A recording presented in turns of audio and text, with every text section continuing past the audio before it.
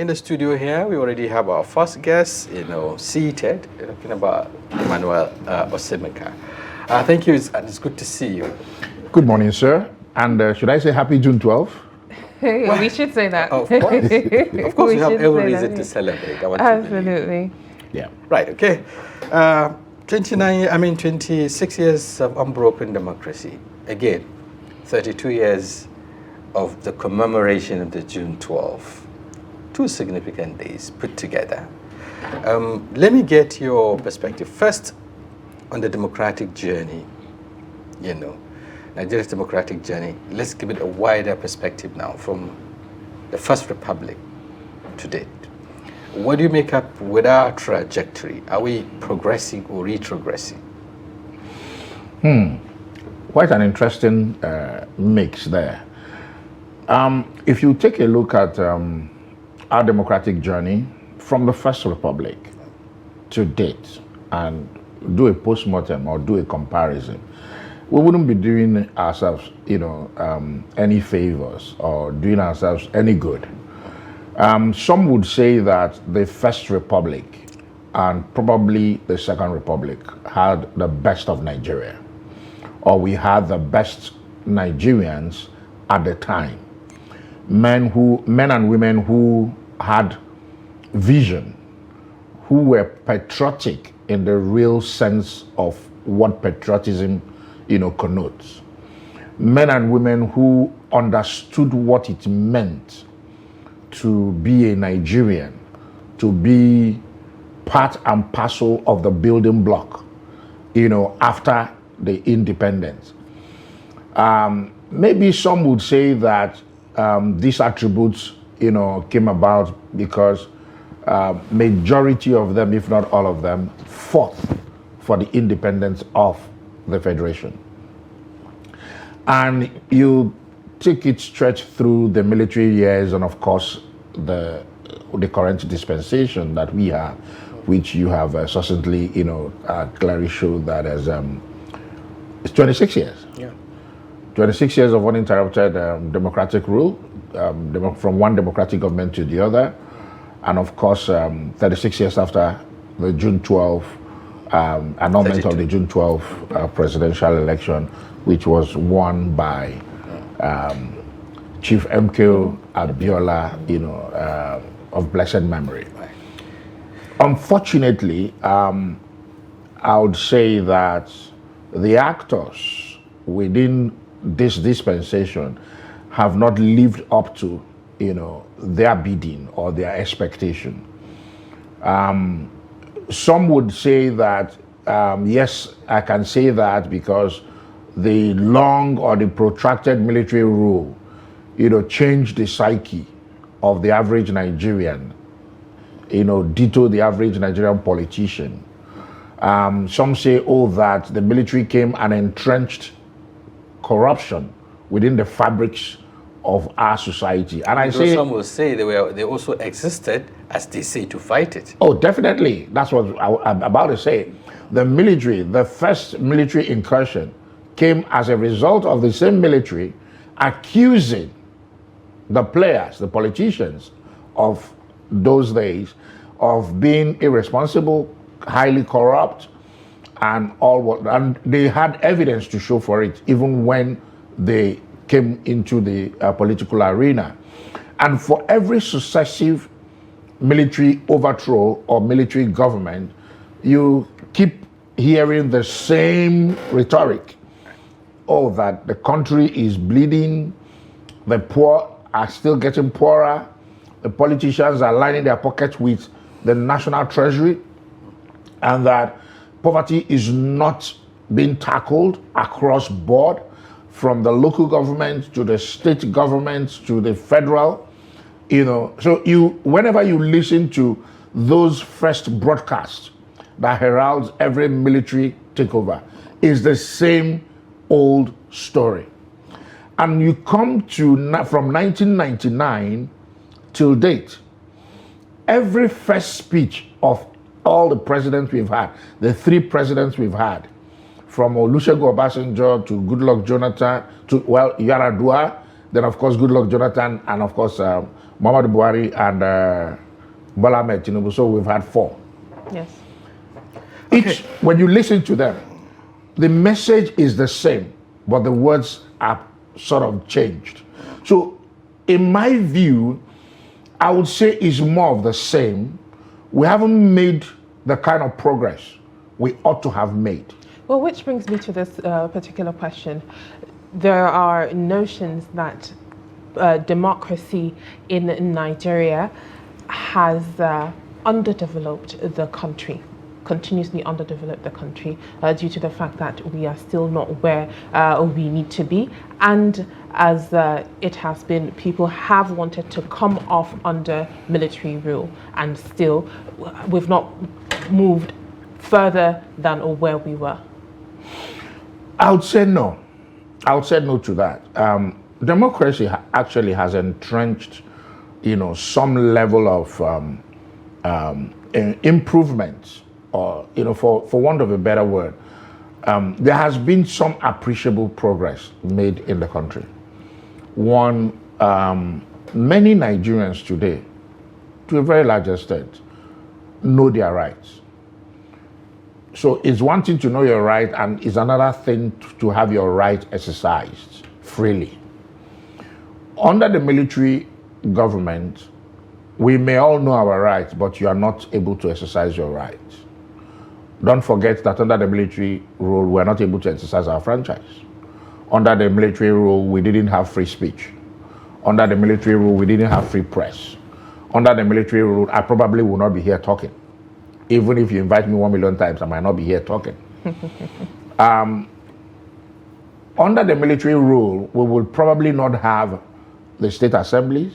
We'll probably not have the National Assembly. I use the word probably because under the then leadership of Ibrahim Badamasi Babangida. That's what they call the Supreme Council. Yeah, we had the quasi, military rule plus civilian rule to an extent. And of course, he metamorphosed from head of state to president, because for like 3 or 4 years, we had state assemblies, we had governors, and we had National Assembly, but he was still president. He was still military head of state who, called himself president. So that's why I use the word probably.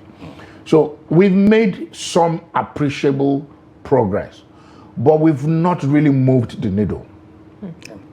That's the gospel truth. Right. Okay. Simeka, you talked about how we started. Nigeria was a promising country in 1960. In fact, it made headlines across dailies of US, of UK at that point in time. I think the New York Times, the American Times then, so captured Nigeria as a promising, African nation, like a hope for the entire African continent. True. You also talked about the patriotism, the sense of patriotism of our leaders then. If you just oppose this with what we are having today, and the decline, because it was gradually declining from the Fourth Republic to the Second Republic, and it goes on. Why? What was the missing link? Is it that there is loss of patriotism, or is it that we have a change in the actors, or is it that there is an influence, the environmental influence or societal influence? What exactly was the problem? I think it's all encompassing. It's, you cannot divorce one from the other. When you take a look at those who fought for the independence of Nigeria, those who stood toe to toe to the colonial masters, if you look at their level of education, look at their level of exposure, look at their command of their knowledge of history and democracy at the time, and you compare them with what we have today, you see the dichotomy is just too far apart. So at the time, it was, yes, we're not saying that even in the midst of their patriotism or their patriotic act, there were one or two who didn't have some corrupt element or some vices, following them. However, we had men and women who understood what character was, men and women who were built with very strong character and personality, who were more interested in entrenching a new nation, who were more interested in building an egalitarian society at the time. Men and women who understood that they wanted to, compare or compete favorably within the global space. Men and women who understood what Pan-Africanism was all about. Unlike today, where it's more of me, myself, and my family. And, the average politician today is largely selfish, self-centered, self-conceited, self-absorbing, more than the politicians of old. And maybe because at the time, before the First Republic, or for those players within the First Republic, they had one common foe. And that common foe was the colonial masters. And the idea was to get the colonial masters out and have that self-rule. So they had one common agenda, and they had a common goal, and they were very focused on that goal. As against those today who really do not have any foe. If you also take a look at those who came in 1999, a lot of the people who came in, who benefited from the 1998-1999 electioneering, were not those who fought the military. More than 85 to 92% of those who were elected to different political offices, from the local government to the state assembly to the governor to the House of Assembly to the Senate to the president himself, largely many of them did not fight for the democratic rule that we had. A preponderance of those who fought for the democracy we have today didn't really benefit or play that active role when we finally got democracy. So I guess that's where you are able to say that this is the difference between those who fought for independence, benefited, and drove the process, versus those who fought the military all through. Then we got our democracy back, but never benefited from it. Different players came on board. And because they were different players, they did not understand the enormity and the number of people who died or who gave their lives just for us to have the democracy we have today. It became difficult for them to appreciate it and nurture it. And even to understand that at the time they took power from the military, that democracy at the time was still quite nascent and it needed to be nurtured. There were things that needed to be put in place. Unfortunately, it didn't happen at that time. Right. Okay, looking at, even though all the time people, point at military intervention, the first military intervention in 1966 as the reason behind, rather that has substantially truncated, that spirit of nationalism, patriotism, and all of that. But even at that, with the shortness of the First Republic, we've seen the direction of leaders. For instance, it was about the regions were competing among themselves. The late Sardauna, Tapal, we are talking about Awolowo, Azikwe, and all of that. These are leaders who were looking at, were racing, to outdo each other in terms of development. Yes. And they were prioritizing the key things that need to be prioritized. That's true. Infrastructure, agriculture, human capital development, and all of that. It's a trajectory that was set, so to speak. What happened to all of this, after they left the scene? We've seen the Second Republic, manage some of those, ideals, but then they begin to decline. So I think two things probably happened to Nigeria. One, we can summarize how patriotic and how selfless the players within the First Republic were at the time, where they had that healthy competition within the region. Yes, we had oil at the time, but of course the oil boom had not happened. Yeah, until late 70s. Until the late 70s and of course early 80s, where we had the boom and the Gulf War and the rest of them, and Nigeria had so much money. But of course, in the late 70s, we had a lot of money that even the then head of state said Nigeria's problem is not money, it's how to spend it. That was that would inform the Udoji. That was a myopic statement at the time. But of course, we were a young country trying to grapple with a leadership crisis at the time. It was a regional arrangement still. So at the federal level, there was a lot of money. They didn't know what to do with the money. There were a lot of things to be done, but at the time, they had not been able to spread their thinking caps beyond. The vision was not there. Yeah, the vision was very, very, narrow-minded at the time. However, in the 80s, when we had that boom was the biggest curse that happened to Nigeria.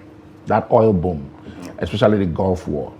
The Gulf War, sent oil prices to the high heavens, and monies were flowing from every corner. And that's, should I use the word, that birthed the grandest corruption that Nigeria saw at the time from when we began.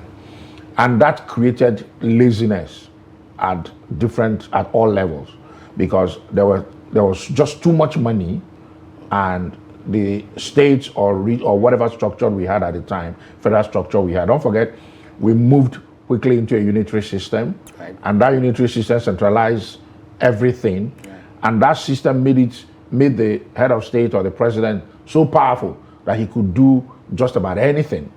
And at that time, the moment those monies began to come in, the president became very powerful, or the head of state, and it became difficult for the states, because we now had a unitary system. Everything became, was now centered at, in the hands of just one man, unlike before, where the various units were quite productive and they paid tax to the center. The center wasn't that powerful, but the center was also very, very relevant. So I think those were some of the challenges we had. The fact that we lost our way, then the military, came in, changed the structure of governance from the regional system, which was quite competitive, and spurred development, and spurred some level of democratic dividend to the people, because it was quite close to the people.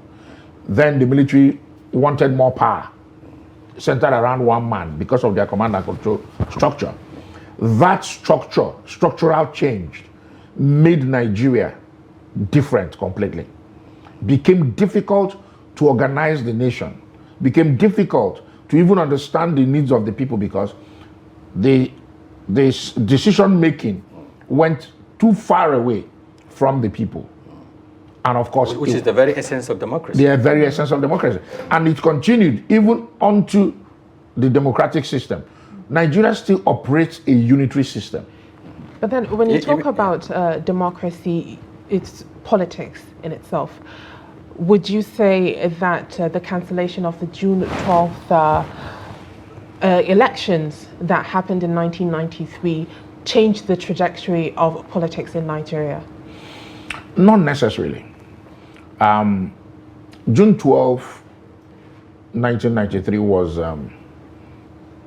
one of the best elections, in my view. I use the word advisedly. It was it's one of the freest, fairest, and transparent elections at that time. Don't forget, it was option A4. Yeah. Option A4 had its own issues at the time. Yes. But the reality is that because June 12 had happened, and the events surrounding June 12 took a different turn. So many people began to say a lot of things, but in reality, the June 12 presidential election is not the freest and the fairest election. It's one of the. Did it create an ethnic disparity when it comes to politics and political? So should I say tribalism or ethnic politics in Nigeria? So you had two major presidential candidates. Both of them were Muslims. You had Chief M.K. Abiola from the Southwest, from Ogun State, flying the flag of SDP, and a Muslim. You had Bashir Tofa from Kano. Yes. And at the time, Kano was the most populous state in Nigeria, with the highest number of local government, and with the highest number of registered voters. The nerve center of the politics, commerce, and what have you. So Bashir Tofa, a Muslim northerner as well. So you had two northerners. You had two Muslims from the two divides. At that time, we didn't have the issue of is a Christian, is a Muslim, is from here, is from there. No. It was a question of who will deliver the goods for Nigeria. It was a question of who is more competent. It was a question of who is most accepted across the board. But then how did it transition to this political scene that we are seeing in Nigeria, where there's a lot of ethnic and religious divide that is going on? It's amazing that when you take a closer look at the majority of the players today, many of them were actors during the June 12th.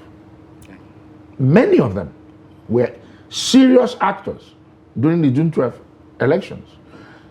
Are you talking about former Vice President Atiku Abubakar? He ran against Atiku.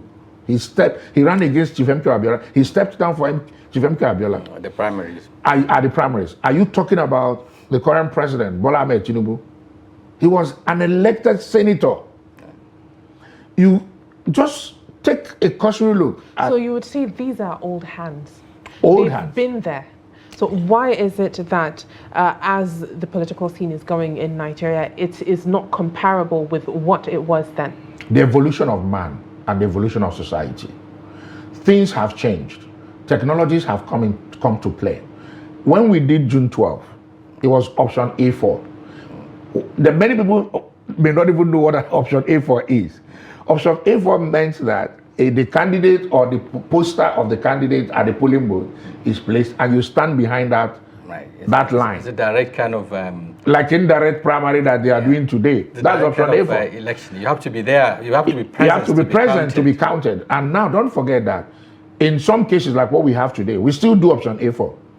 But just that we call it indirect system of election. Or like the APC, is synonymous with indirect primaries. Most of APC primaries are indirect. When you take a close look at the APC primaries, most of the time, you will see what I'm talking about when they say it's not the freest and the fairest. It appears so because you count. If I'm the one counting, I can move from 1 to 20. Is the voice you're hearing. But is that possible? Because the people are also saying it's transparent. Largely, people would say, how can you do that when it is open? It's in the open. It is not something that... But we've seen it happen, sir. Okay. Now, you're earlier talking about, how that the annulment of the election perhaps eroded that confidence among Nigerians or changed the narrative of, oneness among Nigerians. Yes. It wasn't about ethnic nationalities. It wasn't about regional, affiliations. It was about people who have the people at heart, people who have sold, their manifestos to the people. It was centered around the people then. Campaigns were made, were taken directly to the people, and then the votes, in spite of the concerns you raised, were seems to have been counted. Absolutely. Yes. Absolutely. So how do we degenerate where we are today? That elections are being seen as mere exercises that are not reflective of what the people want. I must say clearly, there is no perfect election anywhere in the globe. No matter what you hear anywhere, this is the best election. There is no perfect election. It's all work in progress. You improve from one election to the next election and you keep getting better and all that. And of course, with the advent of technology, hopefully we just hope that it will get much better. There's the introduction of AI now, and hopefully it should be able to help us significantly. That's if we don't situate ourselves with the negatives of AI. Now, to answer your question, sir, let me dial back a bit. We talked about the military incursion, January 15th, 1966. And of course, there was a counter-coup, and of course, counter-coup and all that. The events of January 15th, 1966, all through to July, was a major shift in the Nigerian system. Prior then, you had all the players largely operating within their geopolitical zones. Then the military came, and of course there were killings. Those killings that happened changed everything about Nigeria. The nascent, or should I use the word, the little trust that existed was erased completely. Between the leaders and the Between the leaders, between the people, between the ethnic nationalities, between the regions, across board. the average politician that used to sit side by side with one another had disagreement on ideology, shifted from ideology to disagreement on ethnicity and nationality. We moved from being Nigerians to begin to talk about our ethnic nationality, and that is what has festered till tomorrow. That's why when you sit at the National Assembly or you listen to members, from different senatorial districts, they are most often what you hear is sermonization of my people, not our people. That is the biggest problem that Nigeria suffered. If you recollect, sir, the likes of Dr. Nnamdi Azikiwe was born in Zungeru. His first language was Hausa language. He contested elections in Lagos State. He's an Igbo man. He contested election in Lagos, defeated someone from the stock, the ethnic stock. Just like Abiola defeated Topa in Kano. Topa in Kano, exactly. And so you could see that what makes us Nigeria is bigger than what makes us those tiny ethnic group or whatever. But you see, because of selfish interest, because of personal aggrandizement, most often the selfish politician would want to project his microscopic ethnic nationality because he feels that is the easiest way to win a voice. All right. We will continue to dissect each and every aspect of Nigeria's political landscape as well as democracy in Nigeria. But then we would have to go for a quick and short break, and make sure you stay with us in continuation of this special broadcast. Stay with us. Glad to know that you're still there, following us very keenly on this extended coverage of the June 12th, Democracy Day celebration. And of course, right in the studio, we've been analyzing some of the issues, the prospects and the challenges plaguing our democracy from 1999 to date, and of course from the inception, talking about the First Republic up to where we are today. And it is an opportunity to now introduce to you second guest, talking about Honorable Cletus Obum. He's a former lawmaker and an APC stalwart. He's also a public affairs commentator. It's good to have you on the platform. Thanks for having me this morning. Right. Okay. Like this. Just before we go, you came in. We've set the stage for the conversation, looking at the trajectory, the beginning, and where leading to where we are today. But let's narrow it down to democracy itself. What it all means. The principles of democracy, the idea behind democracy, a government of the people, for the people, and by the people. If you look at this and you look at what is happening, in our country today, are the conversations in governance, in politics, centered around the people, or are they self-serving? That question is very nebulous and self-implicating.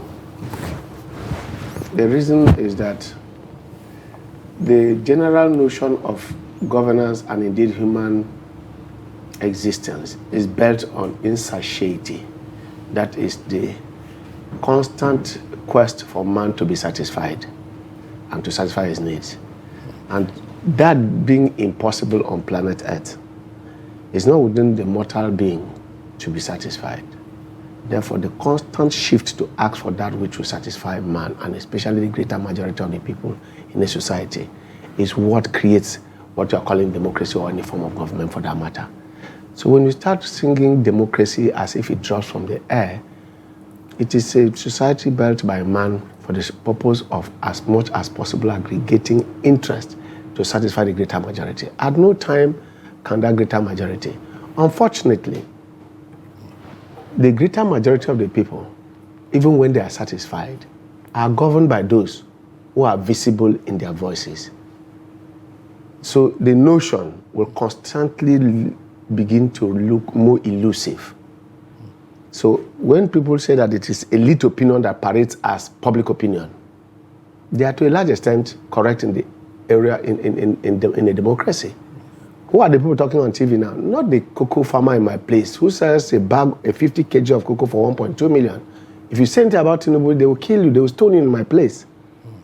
Because they have been selling cocoa all their life, selling bananas all their life. The rice farmers in Abakaliki, in Okukuni, Jegu, in Bansara have been selling rice all their life. At no time have they gotten this boom. So for them, it is a Tinubu that said so. And there are a majority sitting there in the villages. They are not on their radio stations. They are not on their YouTube. They don't even have network. So they read nothing about what they are talking about.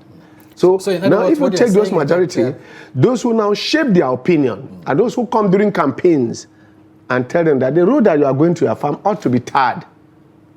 It is not tarred because this man is a wicked man. And the man is wondering whether he really understands himself that this road he used to go to farm ought to be tarred, that he ought to have water. So ignorance pervades. So if I get your narrative, democracy is working for the people as envisaged. Is that what you're saying? Because if the people are satisfied with the system, it means it is working for them. No. Even though your example seems to be narrow, so to speak. Because very narrow. Let me tell you now, yes. The man who is going, for example, from Geshua to Dapchi in Yobe, and goes through Gaidam Road, and then there is Boko Haram. There are bandits waiting for him. Will you also say that he is happy like the cocoa farmer in Cross River? He is not. So the man who is living on that, so what? Exactly, the perspective and where he lives, exactly how it affects him. So the greater majority of the people give you different opinions about what democracy is and how it affects them. But those who are working, for example, the salaried people, will be looking at it in terms of their minimum wage and how it comes and their working environment.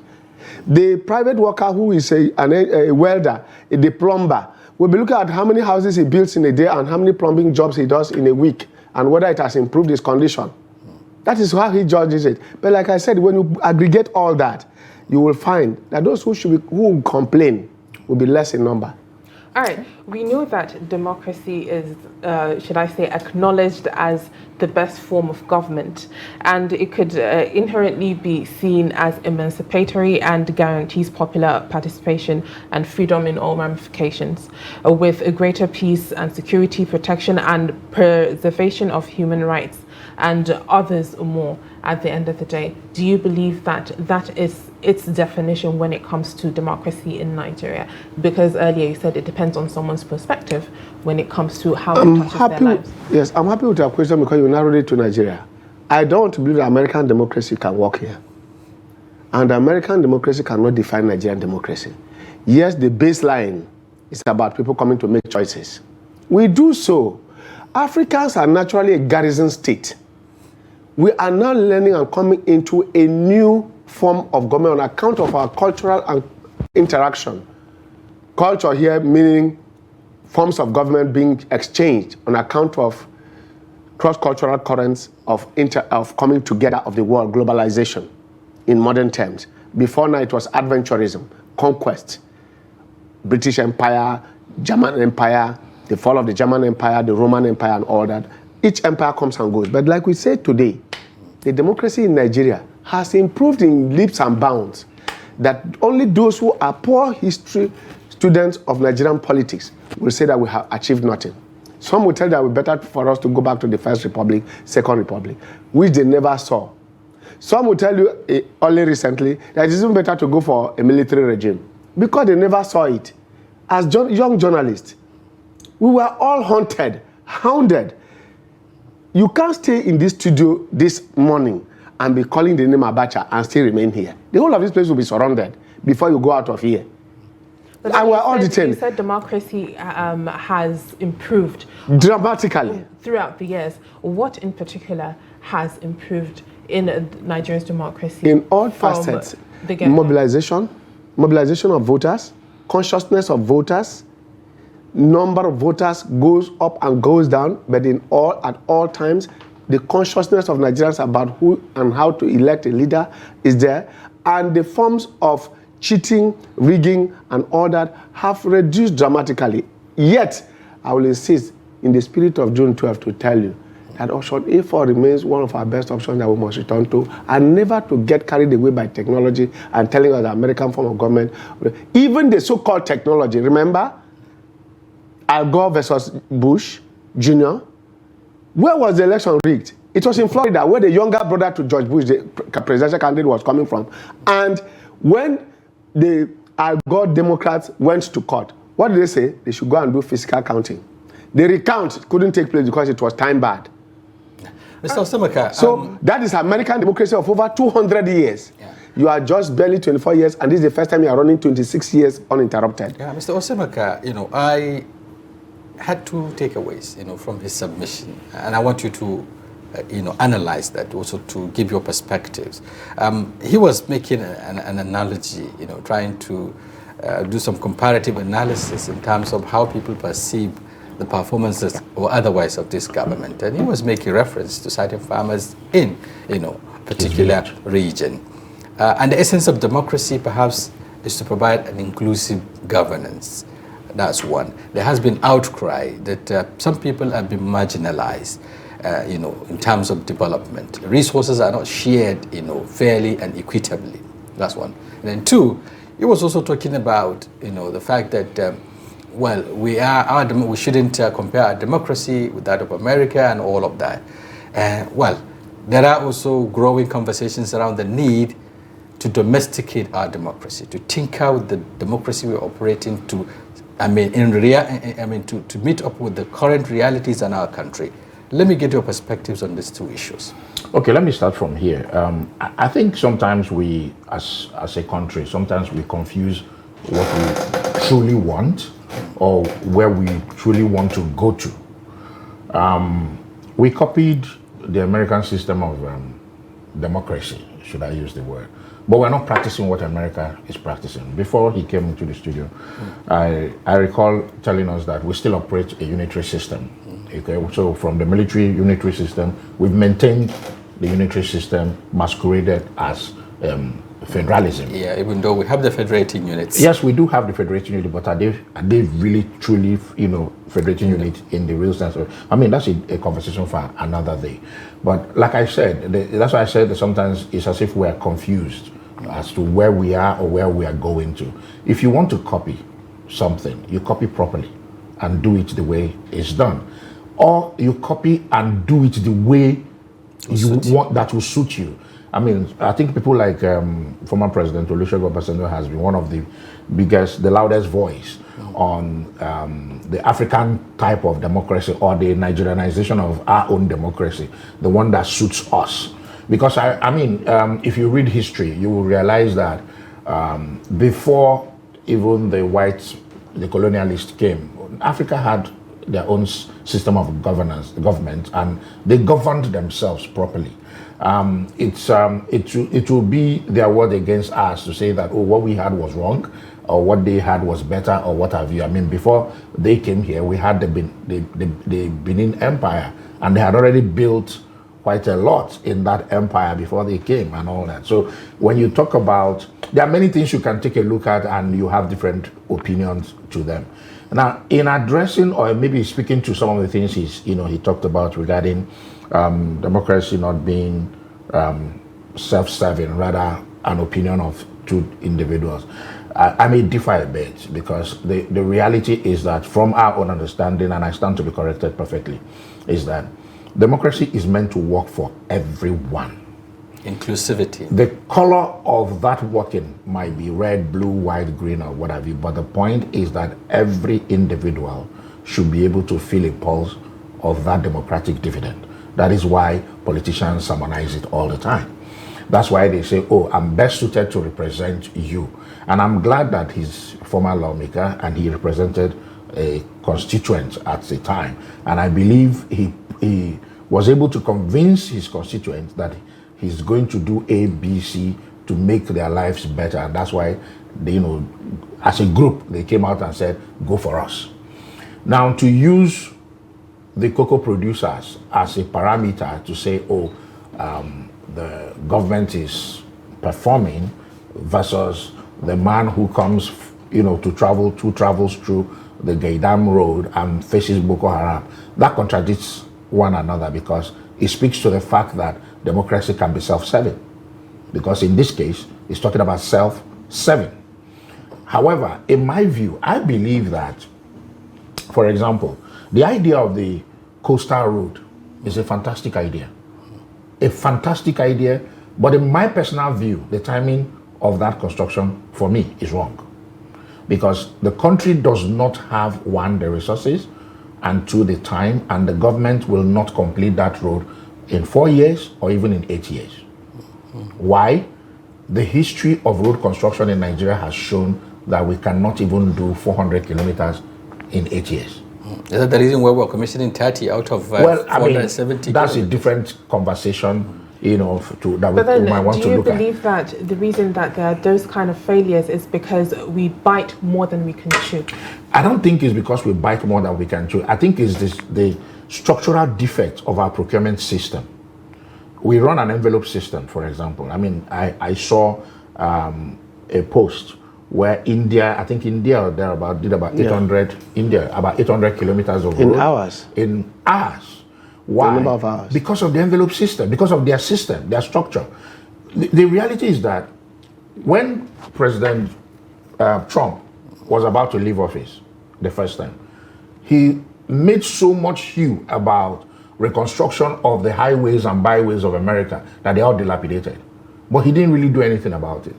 When Biden came on board, Biden began to invest over 1.5 trillion first 1 year in the infrastructure of America. And within 2 years, if you go to states like Texas and so many other states like that, they were all given money. Federal government does not go to the states to construct any road. They give the money to states. Why?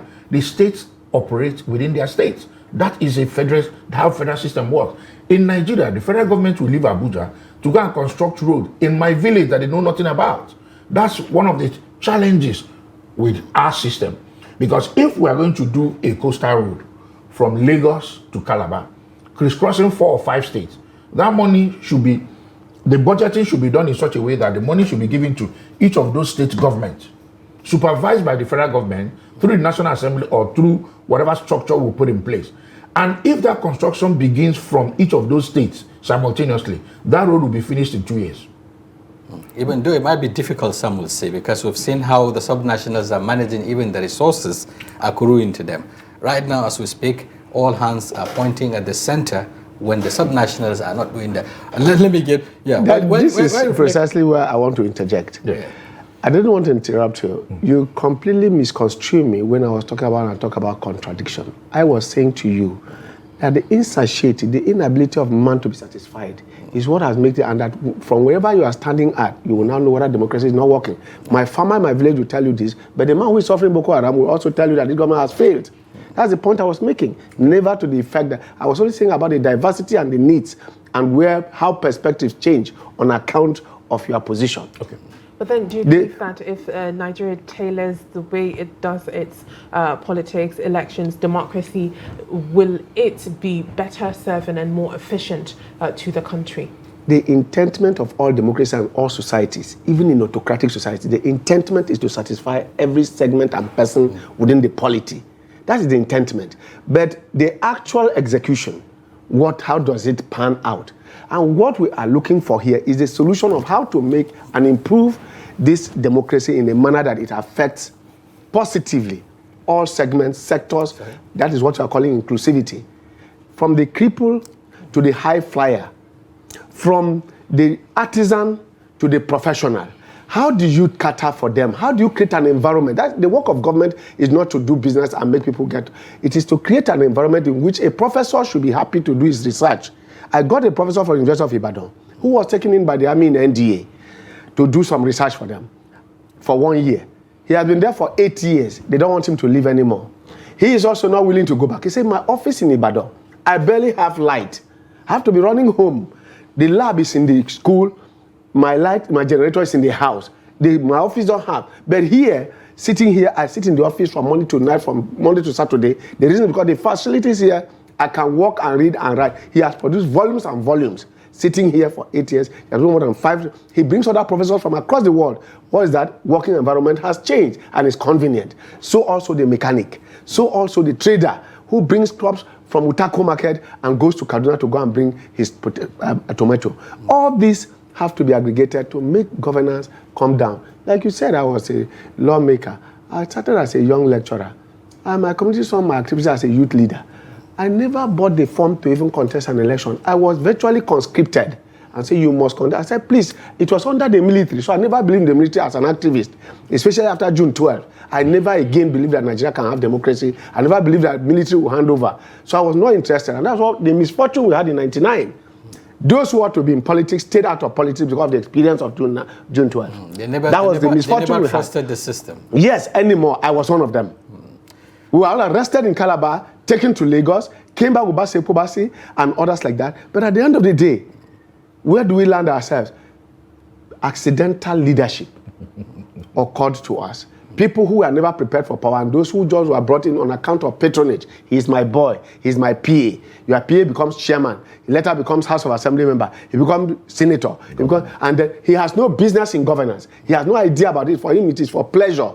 So he goes there to dabble around the place, and then people are now suffering for it. No contact with the people because he didn't in the first place seek their views or seek their support. But isn't that one of the fault lines? Perhaps the need to look back at our leadership recruitment process again, because politics, many will believe, has been monetized. You were talking about how you got into an elective position without necessarily, paying for it. Yeah, exactly. Today, for one to even obtain a form, you know what it means. At some point, we're hearing, people buying form at 100 million naira, for presidential election, so to speak. So how do you think we can reverse this trend? Looking back at what we used to have, people are elected based on their capacity. Like in SDP, NRC. Right. When we had that two-party structure that Babangida tried to bring to us, he was trying to force it, whereas now we are now transforming into it. We are morphing. We are transforming into a two-party system without it. So when people are afraid of there will be one-party state, not in Nigeria. I'm an APC member, a founding member. I'm a Democrat, I'm a progressive. I was a Marxist as a young academic. I will tell you that. Have you changed? You said you was. No. When I say I was, then Marxism has now lost traction across the globe. But my views are always so. But let me tell you that it is impossible to have a one-party state in Nigeria, no matter the number of people. Let all the governors decamp. You forgot that in Nigeria, 28 governors out of 37 were PDP. You forgot? And it was only Lagos in southern Nigeria that was ACN. Ndume was talking about 22 who endorsed... exactly, out of the 28.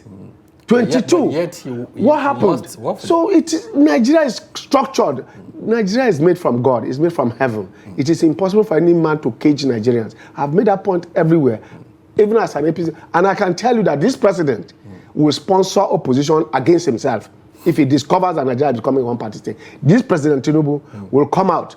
There was a time somebody was telling us, Yaya Konde Babad in Asia, was telling us about Metama Sule. We met in the first anniversary of Oshomole as governor of Edo State.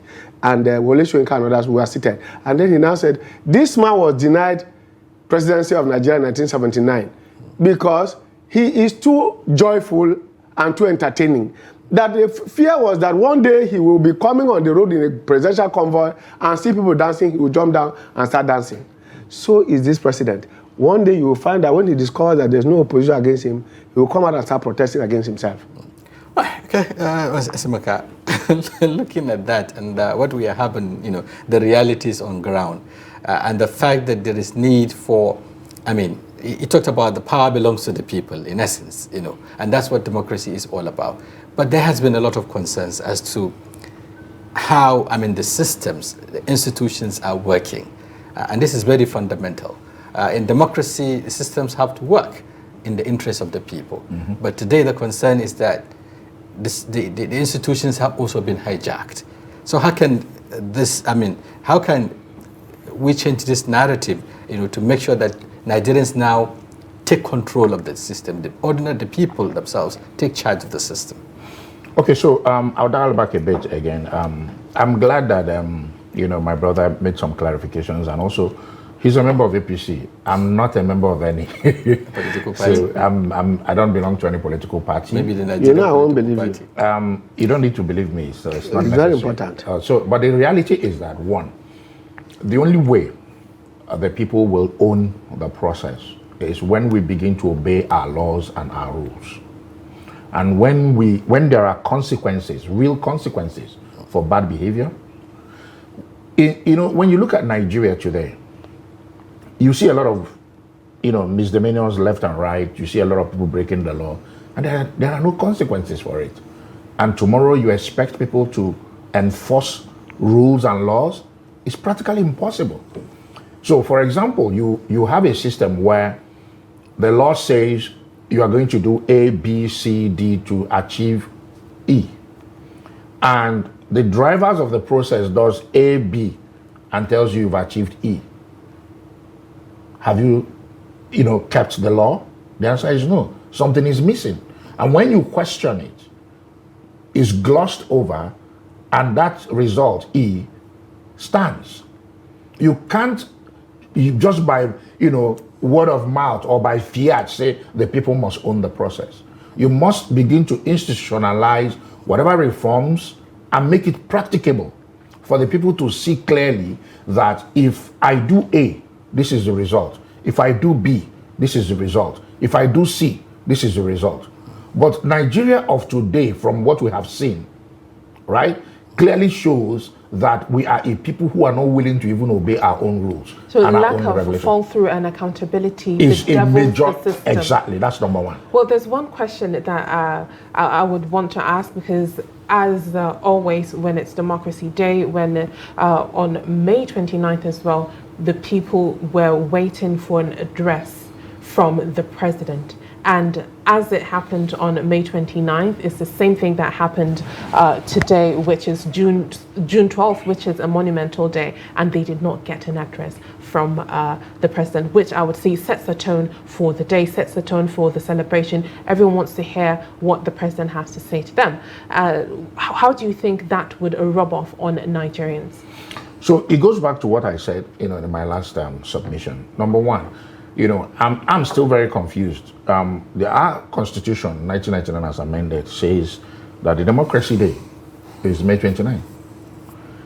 President Buhari came in the middle of, I think either after 4 years or after 2 years, came up with a policy that June 12 will now be known as Democracy Day. And till tomorrow, we have not amended the Constitution to do that. Now, when you ask people, they will tell you... We're celebrating an aberration. Yeah, so you ask people, they will tell you, oh no, May 29 is handover date. June 12 is the Democracy Day. And I say, no, sir.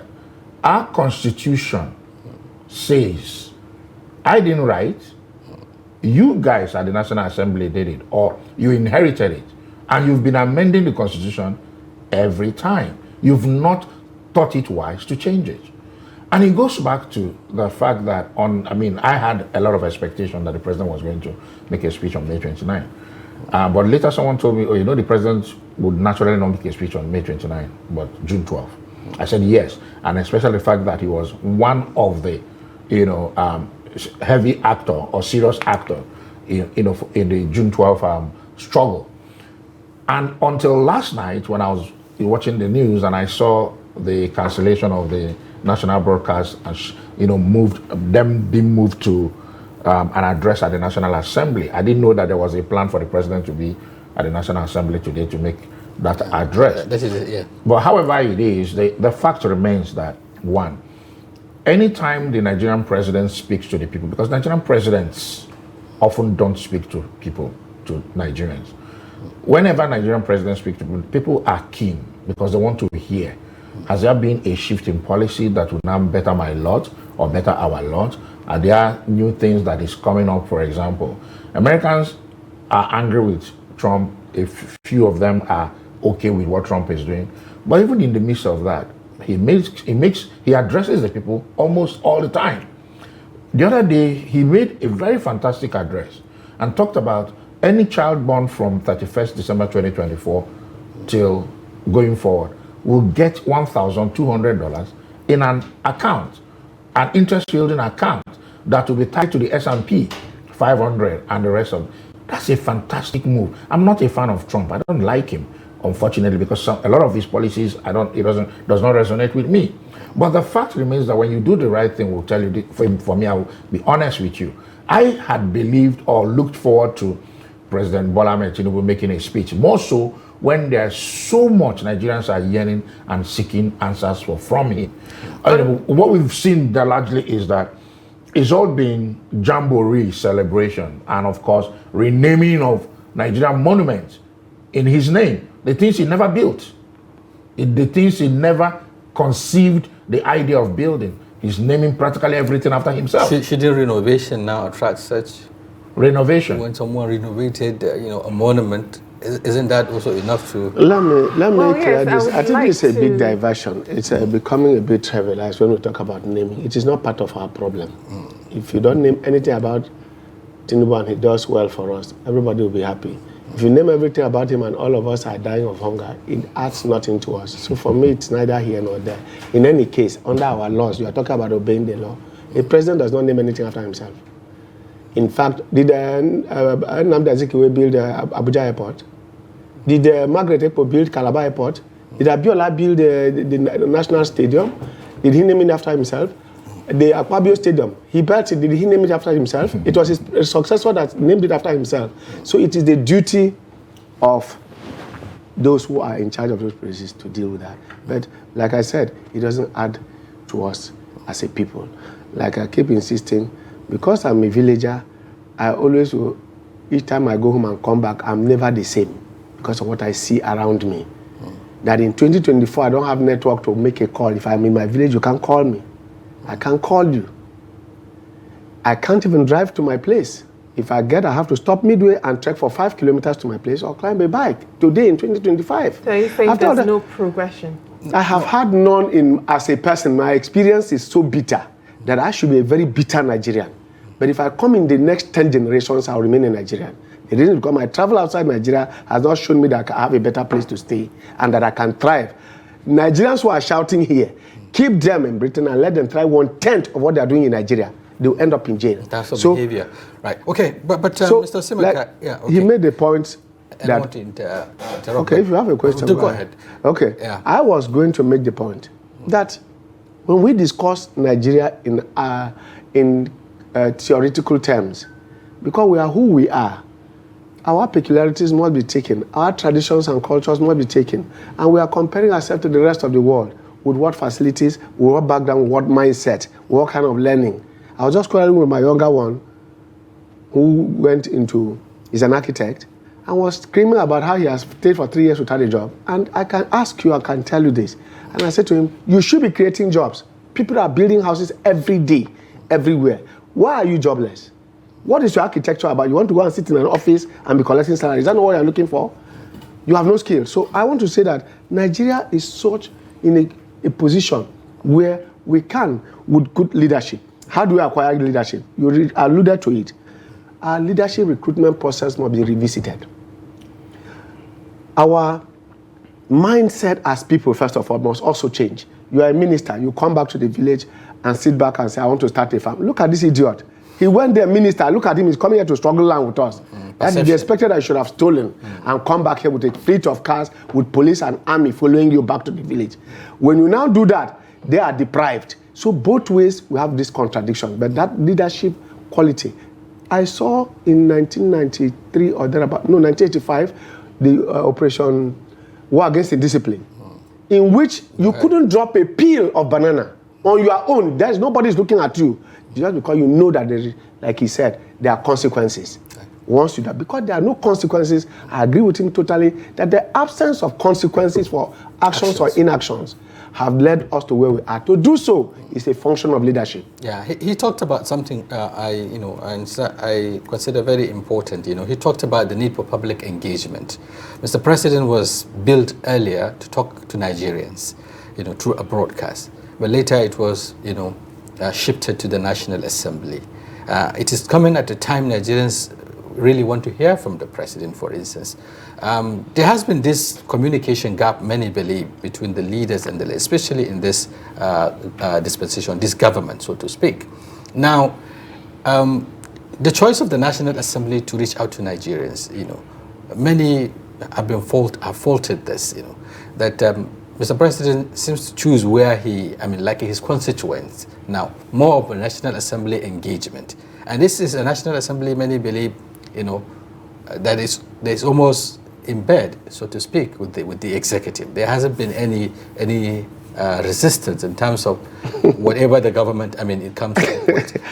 The simple example is perhaps the national anthem. When it came, that same day, it was okay and all of that. Do you think that there's much that is being done to engage Nigerians who are the ultimate employers of leaders, because they vote, they give them the mandate? Now, you see, this is precisely where our culture, our political culture has become so inundated with obfuscated theories. The National Assembly as it stands today, this is the 10th Assembly. Please watch in the next 2 days, in the next 48 hours, and see in practical terms what this 10th Assembly has done that none in the 9 have done. I'm not going to tell you that. Please take your time and watch it. It has been documented. So you can now fault it and interrogate it and say, how can you say you did this? We didn't see it. How can you say you did it? You did this, we didn't see it. I would like you to interrogate it after that. Let me not leak it out here, because I know I work with them a great deal. Now, to choose the National Assembly of 360 House of Reps members and 108 people, 108 members, 108 senators, they have not replaced the senator from Kogi. Not Kogi now, from Anambra. Okay, Ifeanyi. Yeah. Ifeanyi has not been replaced, so it's 108. So Nigerians keep forgetting that. As it is constituted. Yes, as constituted presently. 108. If we put that, those are the people representing you, meaning that anything you want to say as a constituent, beyond the civil society group, beyond the media, those are the people you channel it through. That's why they have several committees. So if a man says, I want to sit with them and talk to you, you are now questioning the venue of the addressing you. It's not as if he's not going to read an address. What he's saying is, it will be duplication for me to address a joint session and come back and address Nigerians. Let me address you from here. It's the venue that has changed, but the address and the issues are going to be still dealt with as it is. Now, but beyond that, as a Democrat, I also insist that we must have a State of the Nation address made compulsory for all leaders going forward. It should be enshrined in our laws. It should be an act of the National Assembly. The 8th Assembly attempted to make that law. They didn't succeed. But I would like to see, that is my expectation of this Assembly, that they must have to make it mandatory. I remember the last State of the Nation address of Clinton. It was about primary schools in America. Primary schools, which if you ask a governor to address, he will tell you that it's too low for him. But the President of America, Bill Clinton, was addressing how the internet is affecting children in primary schools in America, and how parents must have to take note of that and ensure that the next generation of Americans do not become idiots and internet slaves. Now, in Nigeria, we need to address such nitty-gritty, because it is from there that you get that. The final word on this is that our expectations of the National Assembly is not that they are opponents to the executive. They are complement. That is why, even in America, where you say you copy from, you need to have your majority. That majority is for what? It's to endorse what the president is doing. Thank you very much. We appreciate you, Honorable Cletus Umbo, and of course, Emmanuel Esemeka. We really appreciate your perspectives on the platform tonight, and we also thank you for being a part of nation building. We appreciate it. And thank you. Yes, and viewers, this is where we will take a break on this extensive coverage of the June 12 celebration of our democracy, and of course the commemoration of the June 12 election that was annulled in 1993. We'll take a short break here. When we return, our conversation continues. Stay with us.